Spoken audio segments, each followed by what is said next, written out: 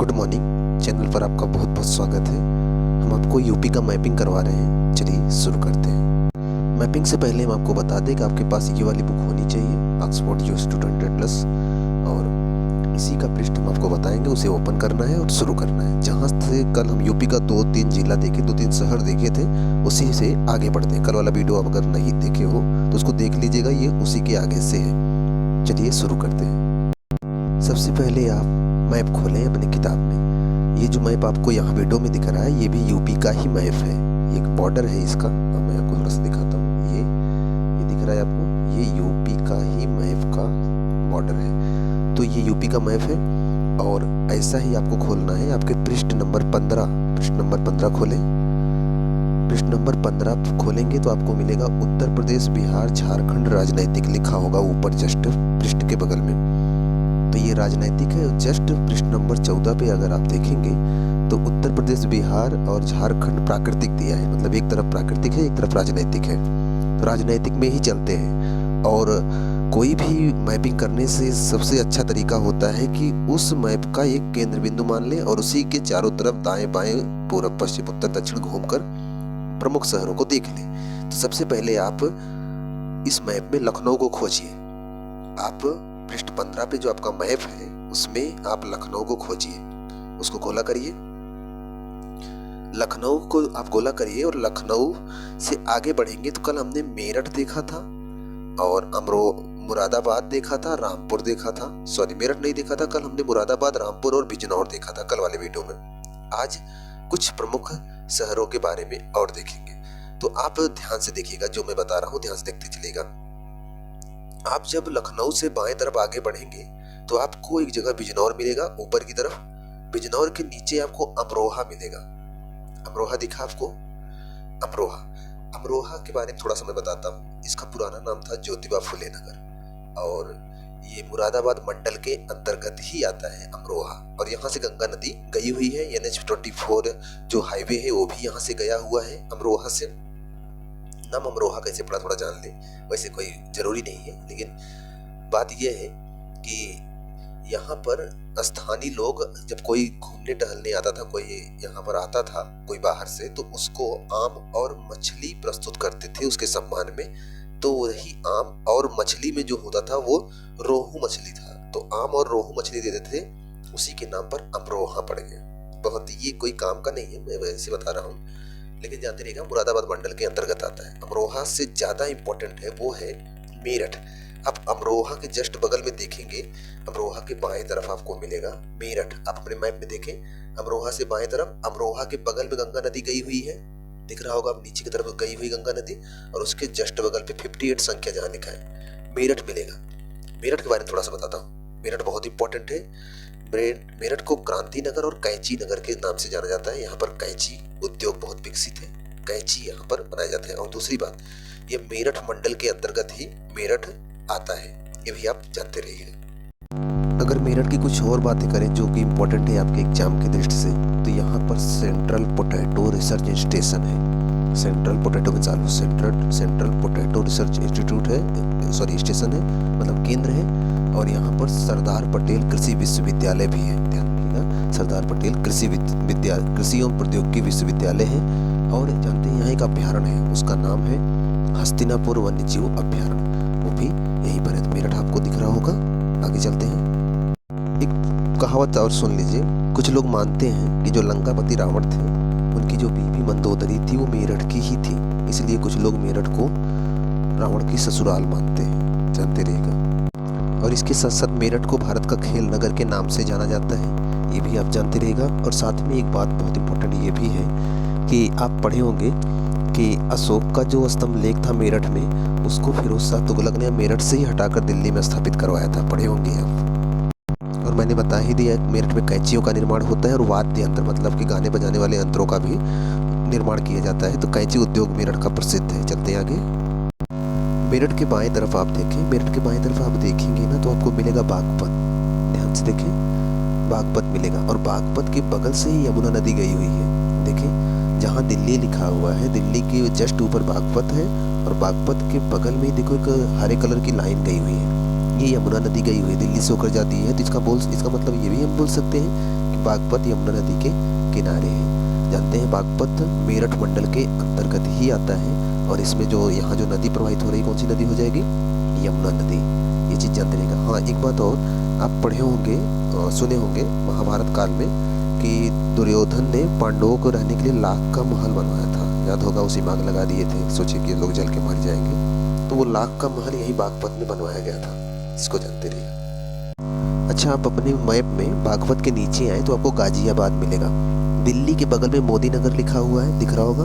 मोदी नगर के जस्ट नीचे देखो, आपको गाजियाबाद लिखा मिलेगा। गाजियाबाद बहुत महत्वपूर्ण है, बहुत महत्वपूर्ण। सुनेगा, गाजियाबाद के और क्या नाम है? छोटी दिल्ली से कहा जाता है, हॉट सिटी कहा जाता है, गेटवे ऑफ यूपी भी कहा जाता है। और ये गाजियाबाद मेरठ मंडल के अंतर्गत आता है। मंडल कौन सा है? मेरठ मंडल के अंतर्गत गाजियाबाद आता है। और यहाँ पर एक नहर निकाली गई, गंगा नहर के नाम से जाना जाता है। यहाँ पर जो प्रमुख संस्थान है जो कि गाजियाबाद में बहुत मशहूर है, गाजियाबाद जानते रहेगा। और एक तो मूवी भी आई थी जिला गाजियाबाद, आप सुने होंगे। तो गाजियाबाद में इंडियन पल्सेज दाल, पल्स मतलब दाल होता है, इंडियन पल्सेज रिसर्च इंस्टीट्यूट है, कपड़ा रिसर्च इंस्टीट्यूट है, national bio fertiliser development centre है और आलू अनुसंधान केंद्र भी है। और जानते हैं यहाँ पर जो प्रमुख मंदिर है वो है मोहन नगर मंदिर, दूधवेश्वर नाथ मंदिर, महामाया मंदिर, ये यहाँ पर मंदिर है। और यहाँ के जो प्रसिद्ध स्थल है वो है सिटी फॉरेस्ट पार्क, बहुत प्रसिद्ध है, कभी आप जाइएगा तो घूमिएगा, काफी मशहूर है वो। देखिए, हम लोग यूपी में रहते हैं, यूपी से क्वेश्चन आते हैं, इसलिए यूपी को पूरा डिटेल में पढ़ेंगे। बाकी अन्य राज्यों में केवल शहरों को देख लेंगे, उनकी थोड़ी सी जानकारी ले लेंगे बस। तो अब आप गाजियाबाद के जस्ट नीचे आएंगे। अब गाजियाबाद के नीचे देखिएगा तो आपको एक स्थान मिलेगा, नोएडा दिख रहा है। नोएडा आप देखो, गाजियाबाद के जस्ट बगल में। गाजियाबाद के नीचे आपको ददरी मिलेगा, ददरी के नीचे आप सिकंदराबाद देखोगे, सिकंदराबाद के नीचे बुलंदशहर देखोगे, उसके नीचे खुर्जा भी है। उधर नहीं जाना आपको। गाजियाबाद जहाँ लिखा गया तो उसके थोड़ा सा बाएं देखें, आपको नोएडा मिलेगा। नोएडा, नोएडा के बारे में जानिएगा।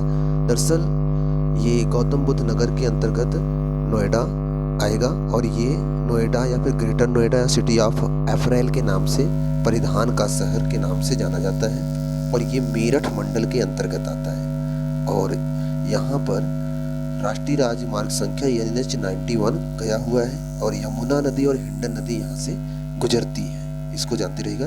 और यहाँ पर जो प्रसिद्ध स्थल है उसमें आपको मिलेगा, प्रसिद्ध स्थलों में सिटी पार्क मिलेगा, ग्रेटर नोएडा स्टेशन संग्रहालय मिलेगा और यहाँ पर 18 आर्ट गैलरी मिलेगी, ओखला अभ्यारण्य मिलेगा, ओखला अभ्यारण्य मिलेगा, सूरजपुर आर्द्रभूमि मिलेगा। और साथ में यहाँ पर कुछ मंदिर हैं, जैसे इस्कान मंदिर आपको मिलेगा, सती का मंदिर यहाँ पर मिलेगा, सूरजपुर का बराही मंदिर मिलेगा। ये चीजें मशहूर हैं। और दूसरी बात जो सबसे ज्यादा मशहूर है यहाँ का, वो है कंप्यूटर सॉफ्टवेयर। यहाँ पर ज्यादा मशहूर है, उसका उद्योग ज्यादा मशहूर है। और यहाँ पर एक अभ्यारण्य है, उसका नाम है ओखला पक्षी विहार। मोस्ट इंपॉर्टेंट है, याद रखिएगा, ओखला पक्षी विहार। कहाँ पर? आपके जो आपका लिखा गया है नोएडा, अंडरलाइन कर लीजिएगा उसको। अब आप नोएडा से आगे बढ़ेंगे तो आपको सिकंदराबाद, बुलंदशहर, खुर्जा मिलेगा। ये बहुत इंपॉर्टेंट नहीं है, बस आप देखते रहिएगा। जो अलीगढ़ मिलेगा आपको, खुर्जा के नीचे देखें आप, अलीगढ़ मिलेगा। अलीगढ़ है, नोएडा तो मिल रहा है ना, दिल्ली के पास है। उसके बाद आपको ददरी मिलेगा, ददरी के बाद सिकंदराबाद, सिकंदराबाद के बाद आपको बुलंदशहर, बुलंदशहर के नीचे खुर्जा, खुर्जा के नीचे अलीगढ़। अलीगढ़ थोड़ा इंपॉर्टेंट है, जानते रहिएगा। अलीगढ़ जो है अलीगढ़ मंडल के अंतर्गत ही आता है और अलीगढ़ ताला नगरी के नाम से मशहूर है। मतलब यहाँ पर ताला बहुत प्रसिद्ध है, आप तो जानते हो, ताला नगरी के नाम से अलीगढ़ मशहूर है। और अलीगढ़ की बात करें तो अलीगढ़ का जो किला है वो काफ़ी मशहूर है, जानते रहेगा। और एक नकवी पार्क है, काफ़ी मशहूर है। अलीगढ़ का जो उद्योग है तो आप ताला उद्योग तो जानते हो, इसके साथ साथ दरी निर्माण उद्योग भी, बिस्किट उद्योग, सूती वस्त्र उद्योग, ताला उद्योग, कृषि संयंत्र कारखाना, कई चीज़ों में मशहूर है, तो जानते रहे। अलीगढ़ के बारे में थोड़ा सा बताएं तो 1877 में सर सैयद अहमद खान ने अलीगढ़ में मोहम्मद एंग्लो ओरिएंटल कॉलेज की स्थापना की थी, जो कि 1920 में अलीगढ़ मुस्लिम विश्वविद्यालय बन गया था। तो अलीगढ़ मुस्लिम विश्वविद्यालय आज भी है, अलीगढ़ में है, जानते रहिएगा। चलिए आगे चलते हैं। अलीगढ़ के नीचे आए आप, आपको दिखेगा हाथरस। हाथरस दिख रहा है। हाथरस जो है, हाथरस क्यों मशहूर है? तो हाथरस सरौता उद्योग के लिए मशहूर है। इसके साथ साथ हींग उद्योग के लिए भी मशहूर है। अलीगढ़ मंडल के अंतर्गत ही आता है हाथरस।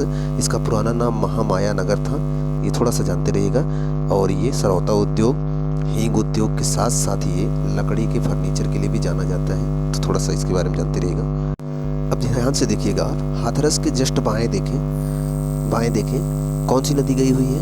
यमुना नदी दिख रही होगी आपको, ऊपर से आई हुई है। हाथरस के बगल से बाएं से गई है, मथुरा वहीं है, तो बोल सकते हैं मथुरा यमुना नदी के किनारे है। मथुरा तो आप वैसे जानते हो बहुत मशहूर है।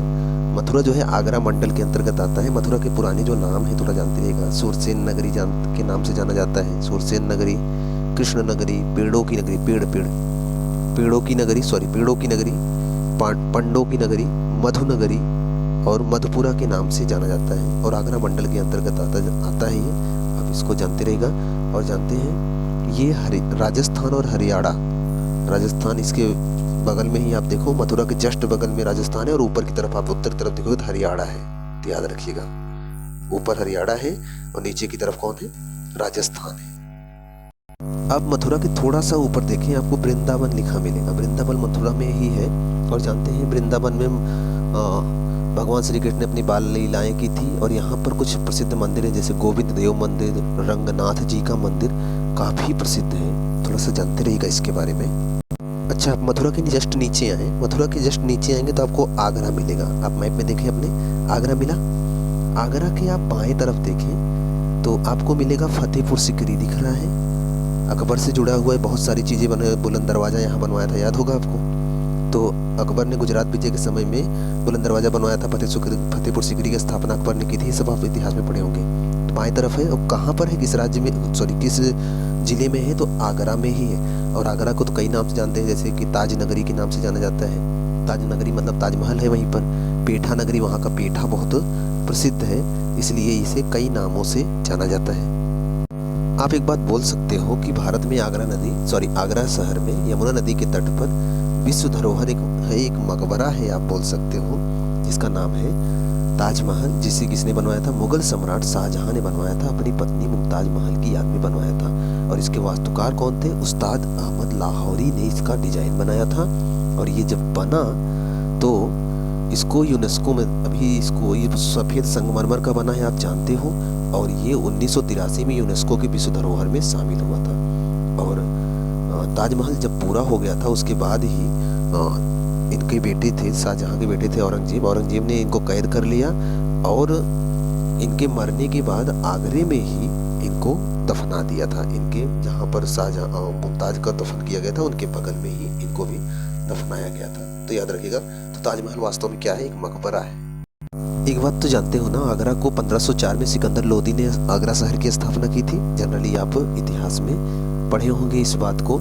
यहाँ पर यमुना नदी प्रवाहित होती है, आगरा यमुना नदी के किनारे है, और वहीं पर एक आगरा नहर बनाया गया है। ये भी आप जानते रहेगा, इम्पोर्टेंट भी है थोड़ा सा। NH002, NH003, NH011, NH93 यहीं से गुजरा हुआ है। और आगरा के आप जस्ट दाहिने तरफ देखिए, आपको फिरोजाबाद मिलेगा। फिरोजाबाद आगरा मंडल के अंतर्गत ही आता है, और ये फिरोजाबाद जो है चूड़ियों के व्यापार के लिए बहुत प्रसिद्ध है। यमुना नदी यहाँ से होकर जाती है। और याद रखिएगा, मोस्ट इम्पोर्टेंट है कि ये चूड़ियों के व्यापार के लिए, कांच उद्योग के लिए फिरोजाबाद बहुत मशहूर है। आप सुने होंगे फिरोजाबादी चूड़ियाँ, तो आप जानते रहेगा कांच उद्योग और चूड़ियों के व्यापार के लिए बहुत प्रसिद्ध है। मैं बार बार कह रहा हूँ, यहाँ एक जैन मंदिर भी है, वैष्णो मंदिर भी है, और हनुमान मंदिर भी है, याद रखिएगा। थोड़ा सा बगल में देखिए, आपको मैनपुरी मिलेगा। फिरोजाबाद के दाहिने तरफ देखिए मैनपुरी मिलेगा। मैनपुरी ज़्यादा मशहूर नहीं, कुछ नहीं है यहाँ पर, थोड़ा सा जानते रहेगा। यहाँ लोहिया पार्क है, समान अभ्यारण्य है, समान अभ्यारण्य है, और लोहिया पार्क है, और शीतला माता का एक मंदिर है। ये आगरा मंडल के अंतर्गत आता है मैनपुरी। और वैसे राजनीति में तो बहुत आप इसके बारे में जानते हैं, कोई वैसे प्रसिद्ध नहीं है, किसी क्वेश्चन के लायक नहीं है। आगे चलते हैं। आप मैनपुरी के जस्ट ऊपर देखें, वो उत्तर की तरफ जस्ट ऊपर देखेंगे तो आपको बदायूं दिखेगा। बदायूं ऐसा जिला है जो सर्वाधिक जिलों से घिरा हुआ जिला है। उत्तर प्रदेश में सबसे ज़्यादा जिलों से घिरा कौन सा जिला है? बदायूं। और कोई इंपॉर्टेंट नहीं है। उसके ऊपर आपको बरेली मिलेगा। बरेली देखो आप, बरेली महत्वपूर्ण है। बरेली को बांस बरेली या फिर सुरमा नगरी के नाम से जाना जाता है, और ये बरेली मंडल के अंतर्गत ही आता है। यहाँ पर मोस्ट इम्पोर्टेंट है कि दिया सिलाई उद्योग, ये जो आप माचिस बोलते हो, माचिस, तो दिया सलाई उद्योग, यूरिया उर्वरक कारखाना, इफ्को आप बोल सकते हो, चमड़ा उद्योग, दरी निर्माण उद्योग, रंग रोगन निर्माण उद्योग, कृत्रिम रबड़ कारखाना, चीनी उद्योग, गुड़ उद्योग, लकड़ी फर्नीचर, बेत की छड़ियाँ, तमाम चीज़ें यहाँ पर बनती हैं, बहुत मशहूर है। ये सब चीज़ें बहुत महत्वपूर्ण है। बरेली के बारे में आप जानते रहिए, एक होता है बरेली, एक होता है रायबरेली। रायबरेली आपको अलग से मिलेगा।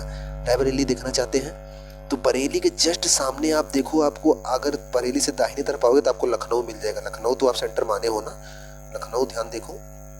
लखनऊ के दाहिनी तरफ आपको थोड़ा सा बगल में अमेठी दिखेगा, अमेठी के और बगल में आओगे थोड़ा सा दूर पर आपको रायबरेली मिलेगा। तो लखनऊ के दाहिनी तरफ रायबरेली है और लखनऊ के बाएं तरफ काफी दूर पर बरेली है। ध्यान रखिएगा, ये वही बरेली है सुरमा नगरी के नाम से मशहूर एक गाना था ना, सुरमा बरेली वाला, पुराना गाना था कोई, सुरमा बरेली वाला। तो ये बरेली का सुरमा बहुत मशहूर है, आंखों में लगा लो तो बहुत ज्यादा दिखने लगता है। 1 मिनट यहीं पर रुकिए, आप एक पृष्ठ खोलिए, हम बोल रहे हैं वो पृष्ठ खोलिए, आप पृष्ठ 91 खोलिए, पृष्ठ 91 खोलिए, पृष्ठ 91 खोल लिया। क्या लिखा है वहां पर? विश्व के जलवायु क्षेत्र। जहाँ 91 लिखा है उसके बगल में देखो लिखा है विश्व के जलवायु क्षेत्र। और इस टाइम आपको जलवायु ही पढ़ाया जा रहा है। तो आप देखो इसमें एक तरफ बाएं तरफ देखो कोष्टक में लिखा है उष्णकटिबंधीय जलवायु, दूसरा लिखा है शुष्क जलवायु, तीसरा लिखा है मध्यम जलवायु, चौथा लिखा है महाद्वीपीय जलवायु, पांचवा लिखा है ध्रुवीय जलवायु जिसमें टुंड्रा हिमच्छादन आता है, और छठवां लिखा है उच्च भूमि जलवायु। तो इसके अंदर भी रखा गया है, जैसे उष्णकटिबंधीय जलवायु में सवाना, उष्णकटिबंधीय प्रचुर वर्षा वन, वर्षा प्रचुर वन, शुष्क जलवायु में मरुस्थलीय स्टेपी रखा गया है, मध्यम जलवायु में आर्द्र उष्णकटिबंधीय समुद्री भूमध्य सागरीय जलवायु रखा गया है। तो इनको कलर से दिखाया गया है, जैसे कि उष्णकटिबंधीय जलवायु में गहरा हरा रंग और हल्का धानी रंग दिया गया है। तो ये रंग जहाँ जहाँ में दिख रहा है आपको पूरे विश्व के मैप में, तो एक थोड़ा सा व्यू बनता है, जैसे आपको वैसे नहीं याद हो रहा है स्थान, चित्र से व्यू बनता है। अच्छा यहाँ पर इस प्रकार की उष्णकटिबंधीय जलवायु यहाँ पर मिलती है। तो भारत में उष्णकटिबंधीय मानसून जलवायु आती है ना।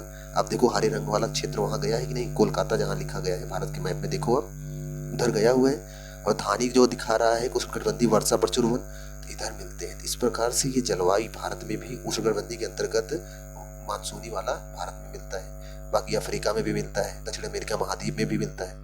लेकिन उत्तरी अमेरिका महाद्वीप में आप देखो तो पूरा जो कनाडा वाला पार्ट है जहाँ येलो नाइफ लिखा हुआ है, वो देखो कैसा दिया है, पूरा बैगनी कलर में दे रखा है पूरा। और बैगनी कलर किसको दिखाता है? ध्रुवीय क्षेत्र में दिखाता है, और हल्का बैगनी उष्ण ग्रीष्म में दिखाता है। तो जो ये कनाडा वाला क्षेत्र और जो रसिया वाला क्षेत्र है ये पूरा गाढ़ा बैगनी दिखा रहा है। इसका मतलब ये ध्रुवीय क्षेत्र में आते हैं, यहाँ पर ध्रुवीय जलवायु मिलता होगा।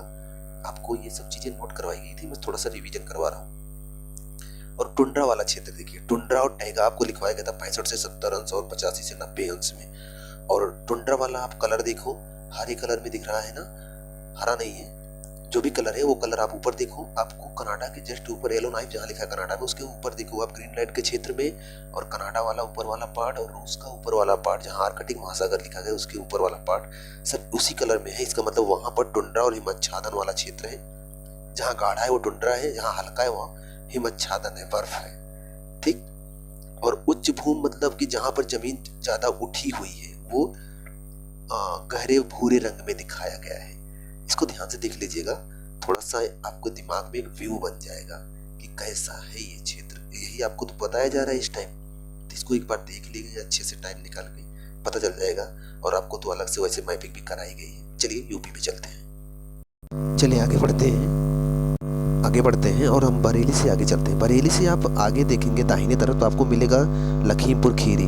ध्यान से देखिए, लखीमपुर खीरी मिलेगा। लखीमपुर खीरी अब जहाँ होगा उसके ऊपर आपको लिखा होगा दुधवा, सफ़ेद कलर में है दुधवा, वहाँ एक टाइगर्स भी छपा हुआ है। तो वहीं के बगल से आप देखो शारदा नदी भी गई हुई है। तो लखीमपुर खीरी उत्तर प्रदेश का सबसे बड़ा जिला है और वहीं पर दुधवा नेशनल पार्क है, जानते रहेगा। लखीमपुर खीरी जो है ये आता है लखनऊ मंडल के अंतर्गत और इसका पुराना नाम है लक्ष्मीपुर, जानते रहेगा। और ये उत्तर प्रदेश का सबसे बड़ा जिला है, याद रहेगा। और यहाँ पर जो उद्योग है चीनी उद्योग मिल है और इथेनॉल अल्कोहल आधारित उद्योग है। और यहाँ पर दुधवा राष्ट्रीय उद्यान और किशनपुर पशु विहार स्थित है। तो जानते रहेगा, जो चीज़ें इंपॉर्टेंट मैं आपको बता देता हूँ, याद रखिएगा। यहाँ पर शारदा, बाघ, हिरण पार्क है, दुधवा नेशनल पार्क आपको बता दिए, किशनपुर अभ्यारण्य भी है, इसको आप याद रखिएगा। पुराना नाम लक्ष्मीपुर था। लखीमपुर के जस्ट नीचे आपको देखो सीतापुर मिलेगा।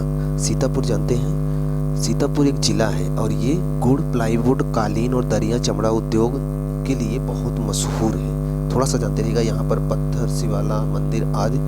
नैमिष चक्र तीर्थ है, नैमिष चक्र तीर्थ मोस्ट इम्पोर्टेंट है, जानते रहिएगा, कई बार क्वेश्चन पूछा गया है। कहाँ पर है ये? सीतापुर में है। चलिए सीतापुर के नीचे आइए और अपने राज्य की राजधानी लखनऊ के बारे में बात करते हैं। लखनऊ का अस्त कहाँ है ये? तो मोस्ट इम्पॉर्टेंट है, इसके बारे में जितनी चीज़ें बताने चल रही हैं बहुत ज़रूरी है, जानते रहेगा। लखनऊ है गोमती नदी के किनारे स्थित है, उत्तर प्रदेश की राजधानी है, प्रशासनिक राजधानी बोल सकते हो। इसका पुराना नाम लक्ष्मणपुर, लखनपुर, नवाबों का शहर, पूरब का स्वर्ण, गोल्डन सिटी, कई नाम से जाना जाता है। यह कोसल राज्य का हिस्सा था प्राचीन काल में। इसके संस्थापक सआदत खान माने जाते हैं, इतना आप याद रखिएगा। और प्रथम बस सेवा 15 मई 1947 को लखनऊ और बाराबंकी के बीच में चलाई गई थी, उत्तर प्रदेश में, इसको जानते रहिएगा। लखनऊ में कुकरैल नाला है जो घड़ियाल और कछुआ अभ्यारण्य के लिए बहुत मशहूर है। लखनऊ में बनारसी बाग चिड़ियाघर है। लखनऊ का मलिहाबाद दशहरी आम विश्व में प्रसिद्ध है। लखनऊ में अमौसी हवाई अड्डा या फिर चौधरी चरण सिंह अंतर्राष्ट्रीय हवाई अड्डा है। लखनऊ में आलमबाग में डॉक्टर भीमराव अंबेडकर बस टर्मिनल्स है। लखनऊ में चारबाग स्टेशन है। काकोरी कांड के लिए जो राम प्रसाद बिस्मिल को फांसी दी गई थी, यहीं पर दी गई थी। लखनऊ में इमामबाड़ा है, सुने होंगे आप। लखनऊ में ही रूमी दरवाज़ा है, आसफी मस्जिद है और दौलत खाना, बीबियापुर कोठी है और मोती महल भी है। तो याद रखिएगा, कई चीज़, घंटा घर भी है और लखनऊ में है घंटा घर, याद रखिएगा। इसके साथ साथ लखनऊ में और क्या है? तो लखनऊ में जैव प्रौद्योगिकी पार्क है, सोलर ऊर्जा पार्क है, चिल्ड्रन टेक्नोलॉजी पार्क है, लोहिया पार्क है, जनेश्वर मिश्र पार्क है, काफ़ी मशहूर है यह park. Kashi Ram green park है, काशी राम स्मृति विश्राम स्थल है, रमाबाई अंबेडकर मैदान है, इंदिरा गांधी प्रतिष्ठान है, बुद्ध विहार, शांति व स्मृति वन भी है। इसके साथ साथ लखनऊ के कुछ और संस्थान है, उसके बारे में जानते रहेगा। भारतीय चीनी शोध संस्थान लखनऊ में है। केंद्रीय आम शोध संस्थान लखनऊ में है। लाल बहादुर शास्त्री गन्ना संस्थान लखनऊ में है। Birbal Sahni institute of palaeobotany Lucknow में है। Indian technology research centre Lucknow में है। Doctor Ram Manohar Lohia institute of medical sciences Lucknow में है। केंद्रीय औषधि अनुसंधान संस्थान लखनऊ में है। राष्ट्रीय वनस्पति विज्ञान अनुसंधान संस्थान लखनऊ में। Central drugs research institute Lucknow में। सुदूर संवेदन उपयोग केंद्र लखनऊ में। पशु जैविक औषधि संस्थान लखनऊ में। एशिया का प्रथम डीएनए बैंक लखनऊ में है।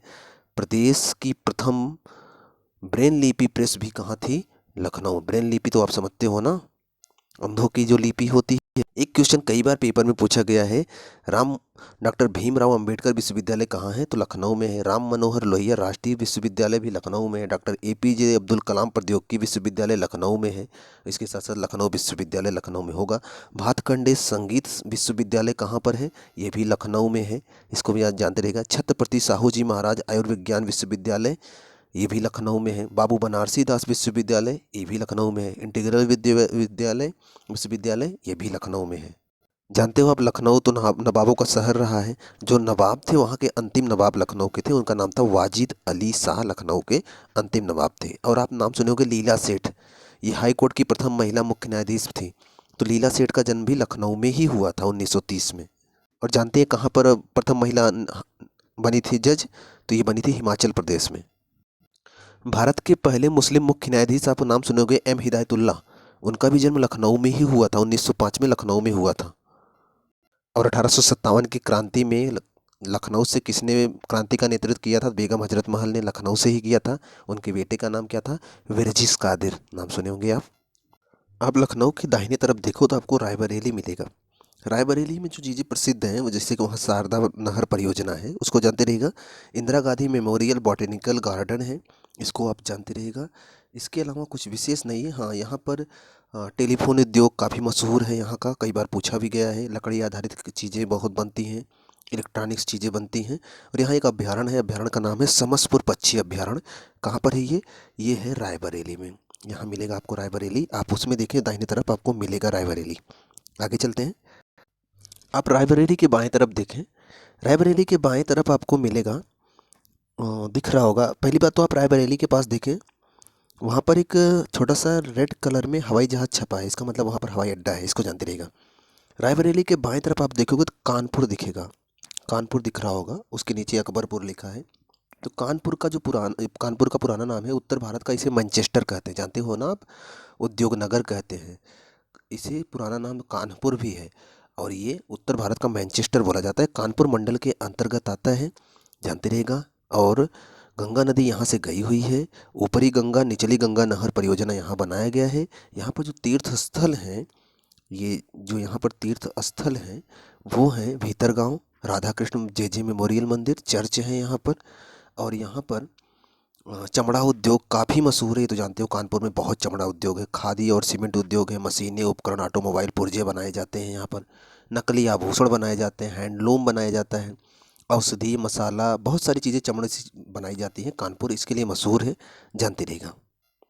नीचे चलते हैं, नीचे आप थोड़ा सा देखेंगे तो आपको झांसी मिलेगा। झांसी मिला, आप जहाँ कानपुर देखे हो, कानपुर से नीचे जाओ, एक क्षेत्र लटका हुआ दिख रहा है अलग से, तो ललितपुर है, ललितपुर के ऊपर आपको देखोगे तो झांसी मिलेगा। झांसी ढूंढ लीजिए, आप वीडियो पॉज करिए, ढूंढ करिए।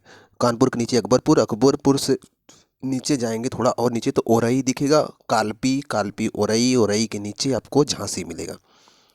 झांसी के बारे में थोड़ा सा जान लीजिए। इसे झांसी को बुंदेलों की नगरी कहा जाता है। ये तो आप सुने हो, बुंदेले हर बोलो के मुँह, हमने सुनी कहानी थी, खूब लड़ी मर्दानी, वो तो झांसी वाली रानी थी। महारानी लक्ष्मीबाई से काफ़ी प्रसिद्ध है झांसी, तो जानते रहेगा, बुंदेलों की नगरी के नाम से जाना जाता है। यहाँ पर जो धार्मिक स्थल है सेंट जोजिस चर्च है, याद रखिएगा। उसके बाद यहाँ पर रानी महालक्ष्मीबाई का महल है, राज्य संग्रहालय है, झांसी का किला है, परीक्षा बांध बनाया गया, मोस्ट इंपॉर्टेंट है, याद रखिएगा, परीक्षा बांध झांसी में है, याद रखिएगा। यहाँ पर जो उद्योग है वो है विद्युत उद्योग बहुत मशहूर है यहाँ का, याद रखिएगा। पेट्रोलियम उद्योग, सीमेंट उद्योग, थर्मल पावर प्लांट, आयुर्वेदिक उद्योग, ये सब चीज़ें तो मशहूर हैं, लेकिन विद्युत उद्योग बहुत इंपॉर्टेंट है, बहुत मशहूर है, जानते रहिएगा। एक गाना आप सुने होंगे, है प्रीत जहाँ की रीति सदा, मैं गीत वहाँ के गाता हूँ, भारत का रहने वाला हूँ, भारत की बात बताता हूँ, सुने होंगे आप।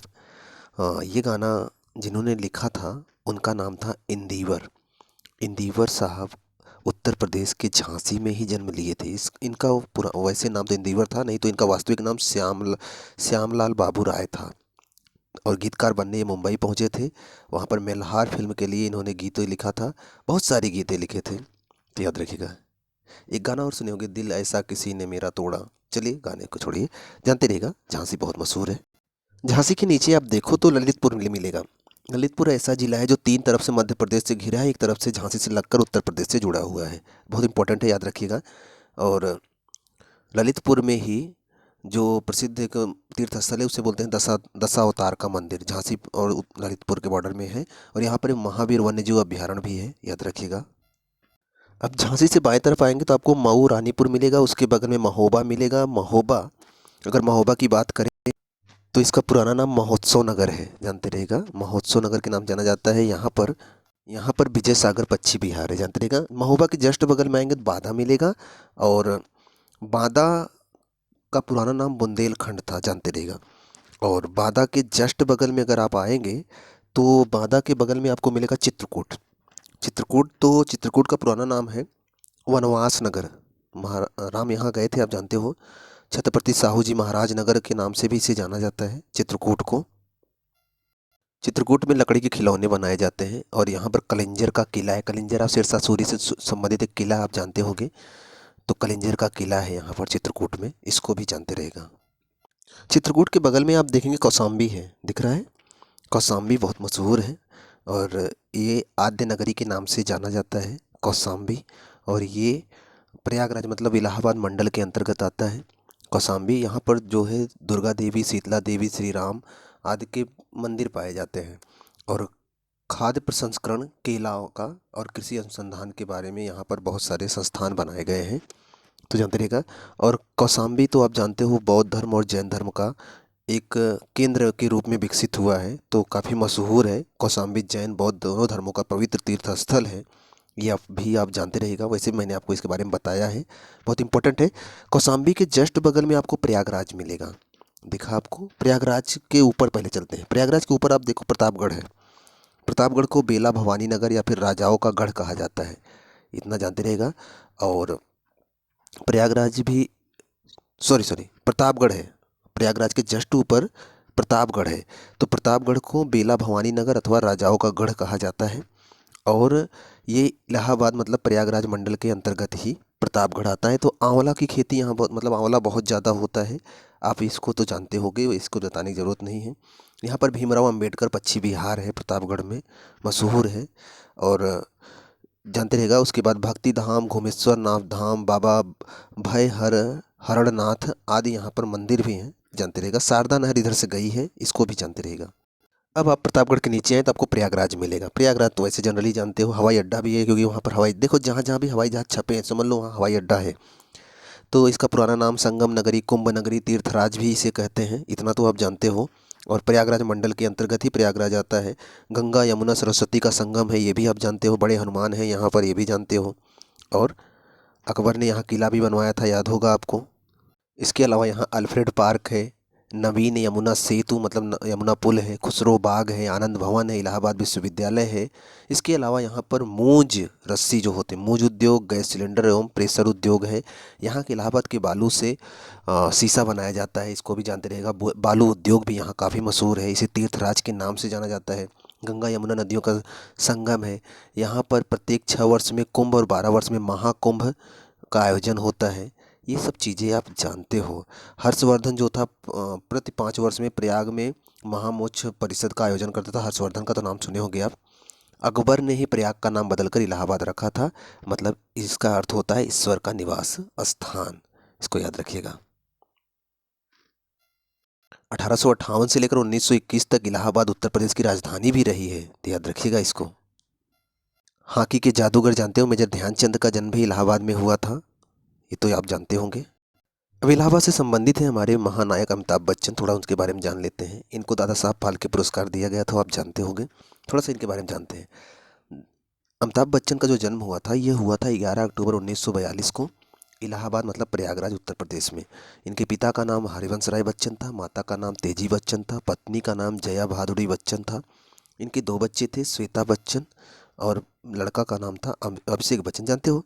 अमिताभ बच्चन का नाम पहले इंकलाब था, बाद में इनका नाम बदलकर अमिताभ रखा गया था। किसने सलाह दी थी? सुमित्रा नंदन पंत का नाम सुने होंगे। इनके पिता हरिवंश राय बच्चन एक साहित्यकार थे और सुमित्रा नंदन पंत भी साहित्यकार थे। दोनों में बहुत मतलब बातचीत होती थी, तो उन्हीं की सलाह पर इनका नाम अमिताभ रखा गया, जिसका अर्थ होता है शाश्वत प्रकाश, मतलब ऐसा प्रकाश जो कभी ना खत्म हो। अमिताभ बच्चन ने अपने स्कूली जीवन के दौरान नैनीताल में, शेरवुड कॉलेज है नैनीताल में, वहाँ पर थिएटर किया था। बाद में कलकत्ता में उन्होंने थिएटर किया था। अमिताभ बच्चन 1948 में इलाहाबाद लोकसभा सीट जीतकर संसद भी पहुंचे थे। ये 1948 नहीं है, सन नहीं है, इसको छोड़िए। 42 में पैदा ही हुए तो 48 में कहाँ संसद पहुंचेंगे। अमिताभ की कुछ फिल्में हैं, जैसे आनंद आई थी 1971 में, काफ़ी अच्छी मूवी है। जंजीर आई थी 73 में, दीवार 75 में आई थी, 1900 की बात कर रहा हूँ। शोले 1975 में आई थी, कभी कभी 1976 में आई थी, अमर अकबर एंथोनी 77 में आई थी, डॉन 78 में आई थी, लावारिस 81 में आई थी, सिलसिला 81 में आई थी, नमक हलाल 82 में आई थी, सत्ते पे सत्ता 82 में आई थी, कूली 83 में आई थी, शराबी 84 में आई थी, अग्निपथ 90 में आई थी, बागवान 2003 में, ब्लैक 2005 में, सरकार 2005 में, पा एक मूवी आई 2009 में, पीकू 2015 में, पिंक 2016 में। ये काफ़ी अच्छी मूवियाँ थी इनकी, काफ़ी प्रसिद्ध मूवियाँ थी, काफ़ी नाम हुआ इनका इससे। जनरली थोड़ा सा बताए थे, वैसे कोई विशेष नहीं है, यहाँ से कोई क्वेश्चन नहीं बनता है, बस इसको जानते रहिएगा दादा साहब फाल्के इनको मिला है, ये इंपॉर्टेंट है। बात करें इंदिरा गांधी को, तो आयरन लेडी के नाम से मशहूर हैं। इनका भी जन्म 1917 में हुआ था, 19 नवंबर 1917 को प्रयागराज में हुआ था, तो जानते रहेगा। और 1984 में इनके बॉडीगार्ड ने इनकी हत्या की थी, तो जानते हो अब। उसके बाद इनकी मृत्यु हो गई थी। जवाहरलाल नेहरू के बाद दूसरा सबसे लंबा कार्यकाल इन्हीं का था। इनके जो बॉडीगार्ड थे सतवंत सिंह और बेअंत सिंह, उन्हीं ने इन पर गोली चलाई थी, जिससे इनकी मृत्यु हो गई थी। एक बात जानते हैं, मोतीलाल नेहरू ने इनका नाम इंदिरा रखा था, लेकिन रविन्द्रनाथ टैगोर ने, इनका रूप काफ़ी अच्छा था उस टाइम, काफ़ी प्यारा चेहरा था, इसलिए उस चेहरे को सलोने रूप के कारण इनको प्रियदर्शनी नाम दिया था। किसने? टैगोर साहब ने, रविन्द्रनाथ टैगोर। इनकी जो समाधि स्थल है तो जानते हो अपना शक्ति स्थल है, वहीं पर इनको दफनाया गया है। अच्छा एक बात बताइए, कितनी बार देश की प्रधानमंत्री बनी थी, ये आप कमेंट बॉक्स में बताएंगे। अच्छा बहराइच ढूंढिए आप, बहराइच कहाँ पर है, बहराइच ढूंढिए। चलिए हम आपको बताते हैं बहराइच कहाँ पर है। आप ध्यान से देखें, आप लखनऊ के बगल में बाराबंकी देख रहे हैं, बाराबंकी के जस्ट ऊपर आप ध्यान से थोड़ा दूर देखें तो आपको श्रावस्ती दिखेगा, श्रावस्ती के बगल में ही बहराइच है। तो बहराइच से आपको कुछ वहाँ पर एक वन्यजीव अभ्यारण्य है, इम्पोर्टेंट है, सुहला देव वन्यजीव अभ्यारण्य, तो जानते रहिएगा, थोड़ा सा इम्पोर्टेंट है। वहाँ पर चीनी मिलें और काफ़ी मशहूर हैं, और वहाँ पर दरगाह शरीफ है, और याद रखिएगा। इसके अलावा आप बहराइच के बगल में श्रावस्ती को देखिए, श्रावस्ती इम्पोर्टेंट है, और श्रावस्ती का पुराना नाम सहेत महेत नगर है, ये जानते रहिएगा।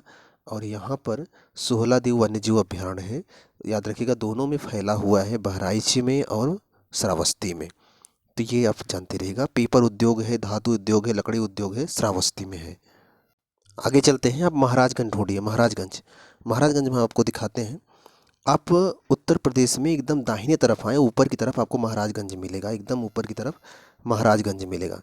महाराजगंज के बारे में थोड़ा सा मैं बताता हूँ। महाराजगंज का पुराना नाम था कारापथ नगर, थोड़ा सा इसको जानते रहिएगा। उस महाराजगंज के नीचे ही आपको गोरखपुर मिलेगा, जहाँ पर योगी आदित्यनाथ सांसद हैं, विधायक हैं, जहाँ से वो सीएम थे, वहाँ पर गोरखनाथ मंडल में, मतलब गोरखनाथ के नाम से मशहूर हैं वो। तो महाराजगंज के नीचे गोरखपुर है। तो महाराजगंज लकड़ी आधारित फर्नीचर के लिए मशहूर है, और सोहगी बरबा वन्यजीव अभ्यारण्य, सोहगी बरबा वन्यजीव अभ्यारण्य यहाँ पर है, और गंडक नहर भी है यहाँ पर, तो जानते रहिएगा। महाराजगंज के नीचे जस्ट आए आप गोरखपुर चलते हैं।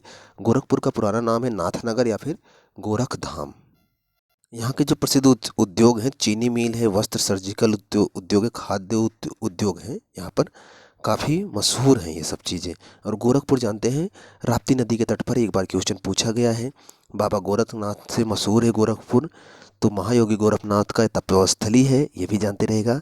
और महान पंडित राहुल सांकृत्यायन का नाम सुने होंगे आप, उनका जन्म भी गोरखपुर में ही हुआ था।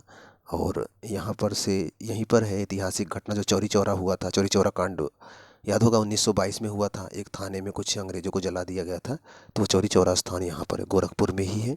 गीता प्रेस आप नाम सुने होंगे, एक धार्मिक पुस्तकों को निकालने वाली संस्था है गीता प्रेस, वो भी गोरखपुर से ही है।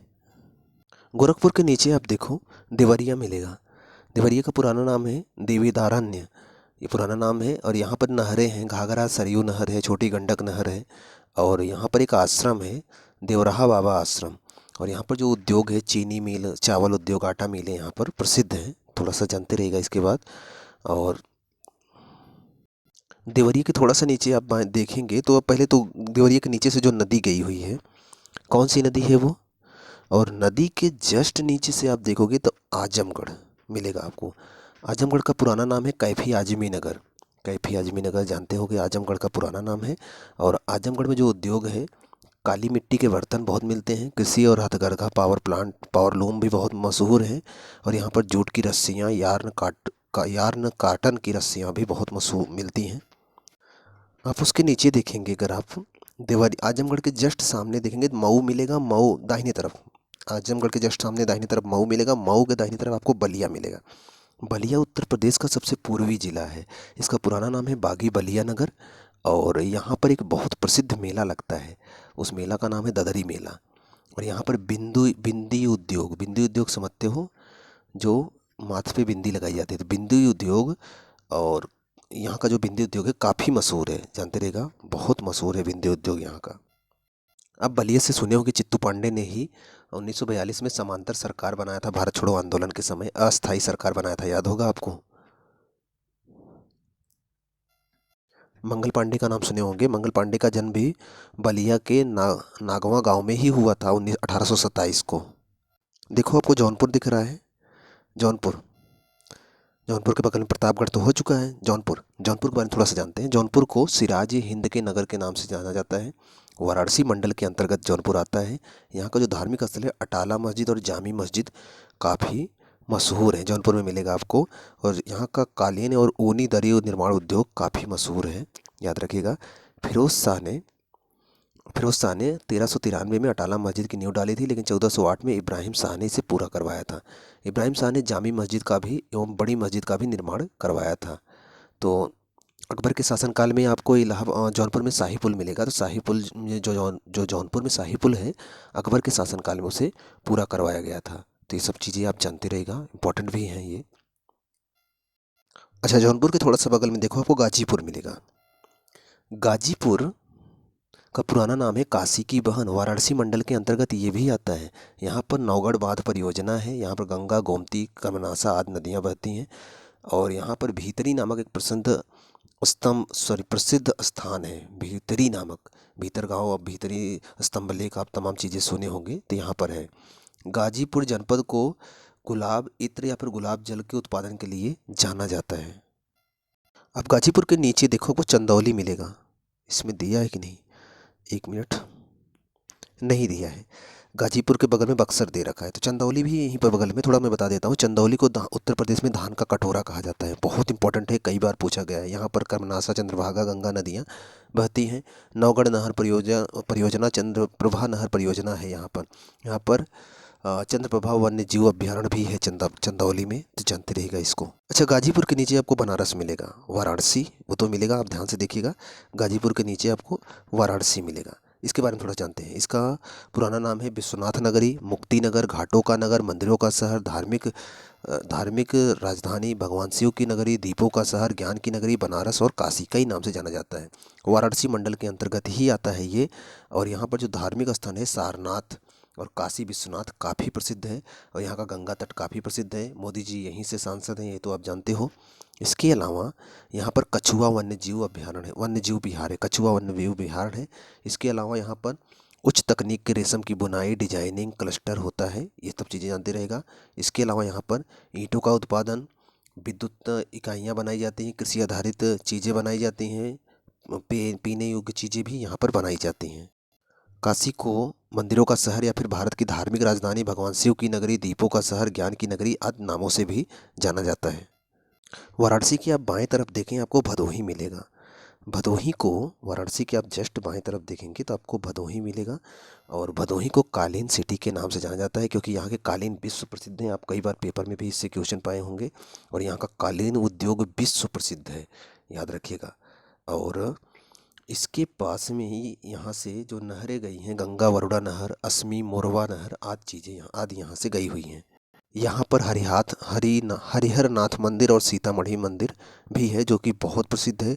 संत 2012 में, जुलाई 2012 में प्रदेश सरकार ने अधिसूचना जारी करके संत रविदास नगर का नाम बदलकर भदोही कर दिया गया था। पहले इसका नाम संत रविदास नगर था, अभी भदोही है। तो अभी यहाँ भी संत रविदास नगर ही मिलता है पेपरों में। उसके नीचे आप देखो मिर्ज़ापुर है। मिर्ज़ापुर को रामेश्वर नगर, महात्रिकोण नगर के नाम से भी जाना जाता है। और ये मिर्ज़ापुर मंडल के अंतर्गत ही आता है। यहाँ पर विंध्यवासिनी आदि शक्ति का प्रसिद्ध तीर्थ स्थल है। इसके अलावा ऊनी, कालीन, दरी, सीमेंट, पीतल, जर्मन सिल्वर बर्तनों का यहाँ पर उद्योग होता है। प्लास्टर ऑफ पेरिस के खिलौने बनाए जाते हैं। बलुआ पत्थर के ब्लॉक बनाए जाते हैं। यहाँ पर जो अभ्यारण्य है वह कैमूर वन्यजीव अभ्यारण्य बहुत प्रसिद्ध है, मिर्ज़ापुर में है, याद रखिएगा इसको।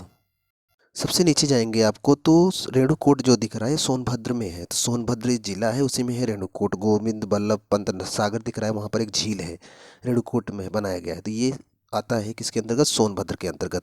सोनभद्र को पावर कैपिटल ऑफ इंडिया के नाम से जाना जाता है, जानते रहेगा। यहाँ पर महुआरिया कैमूर जीव अभ्यारण्य है। और यहाँ पर ताप विद्युत घर है, चीनी मिल भी है। चीज़ें इंपॉर्टेंट है, याद रखिएगा इसको। हालांकि उत्तर प्रदेश काफ़ी बड़ा था, तो हमने काफ़ी कुछ जिलों के बारे में आपको बता दिया। 75 जिले हैं, सभी जिलों तक नहीं पहुँचे, लेकिन बहुत चीज़ें इंपॉर्टेंट है, ध्यान से देखे होंगे तो उत्तर प्रदेश के बारे में काफ़ी जानकारी हो गई होगी। अब यही उत्तर प्रदेश का हम प्राकृतिक वाला मैप भी थोड़ा देख लेते हैं। अभी तक तो हमने राजनीतिक मैप देखा था। प्राकृतिक मैप में आप देखोगे तो ऊपर उत्तराखंड दिख रहा होगा। प्राकृतिक मैप में जाएं आप, सबसे ऊपर उत्तराखंड दिख रहा होगा। उत्तराखंड से ही आई हुई है रामगंगा नदी, दिख रहा होगा आपको। रामगंगा नदी के बगल मुरादाबाद लिखा गया है, मुरादाबाद के बगल में गंगा नदी आई हुई है, याद होगा, दिख रहा होगा। तो और बाएं तरफ आएंगे, देखो रामगंगा नदी के बाएं तरफ आएंगे तो गंगा मिलेगा, गंगा के बाएं तरफ आएंगे, थोड़ा दूर आएंगे तो यमुना मिलेगा। और यही नदियाँ बहते हुए आगे गई हुई हैं। फिर गंगा नदी में इधर से देखेंगे आप बाएं तरफ से तो शारदा, घग्घर, सरयू, बूढ़ी राप्ती, राप्ती, घाघरा, ये सब गंडक, ये सब आकर गंगा में मिली हैं। इधर से आप देखेंगे तो यमुना भी आगे आकर, यमुना में कई नदियाँ आकर इधर से मध्य प्रदेश से सिंध, बेतवा, चंबल, ये सब आकर यमुना में मिलती है। यमुना जाकर प्रयागराज में देखोगे तो गंगा में मिल जाती है। हालांकि उत्तर प्रदेश में कोई पर्वत नहीं है तो हम इसमें कोई पर्वत नहीं देख पा रहे हैं। आगे जो बिहार वाला क्षेत्र है और झारखंड वाला क्षेत्र है वहाँ पर नदियाँ और पर्वत दोनों मिलेंगे और वो इम्पोर्टेंट है, क्वेश्चन वहाँ से बनते हैं, तो उसको थोड़ा डिटेल में अध्ययन करेंगे। उत्तर प्रदेश का पूरा जो राजनीतिक मैप था वही बहुत इंपॉर्टेंट था, उसको एक दो बार ध्यान से देखकर अपने कॉपी में मैप कर लीजिएगा, दिमाग में बैठ जाएगा। तो उत्तर प्रदेश के किसी परीक्षा में आप बैठेंगे तो यहाँ से क्वेश्चन गलत नहीं होंगे। ध्यान से देखिए, कितना समझ में आया ज़रूर बताइएगा। उसके बाद नेक्स्ट वीडियो बनाएंगे हम बिहार पर, पूरा बिहार और झारखंड एक ही वीडियो में कवर करेंगे। धीरे धीरे पूरे 28 राज्य कवर कर लेंगे, पूरा भारत का ज्ञान आपको हो जाएगा। और मोटा मोटा एक बात जानते रहेगा कि ये जो उत्तर प्रदेश है, उत्तर प्रदेश के ऊपर आपको उत्तराखंड मिलेगा, उसके बगल में आपको हिमाचल प्रदेश मिलेगा, उसके बगल में हरियाणा मिलेगा, हरियाणा के नीचे दिल्ली मिलेगा, दिल्ली के नीचे राजस्थान, राजस्थान के नीचे मध्य प्रदेश, उसके बाद आप आओगे तो मध्य प्रदेश के बाद छत्तीसगढ़, छत्तीसगढ़ के बाद झारखंड, झारखंड के बाद बिहार। इतने जिलों से, इतने राज्यों से उत्तर प्रदेश घिरा हुआ है। तो नेक्स्ट वीडियो में हम बिहार और झारखंड कवर करेंगे। आज का वीडियो ध्यान से देखिए, कैसा लगा ज़रूर बताइएगा। और चैनल पर अगर पहली बार है, चैनल को सब्सक्राइब कर लीजिए। मिलते हैं आपसे नेक्स्ट वीडियो में, तब तक आप पढ़ते रहें।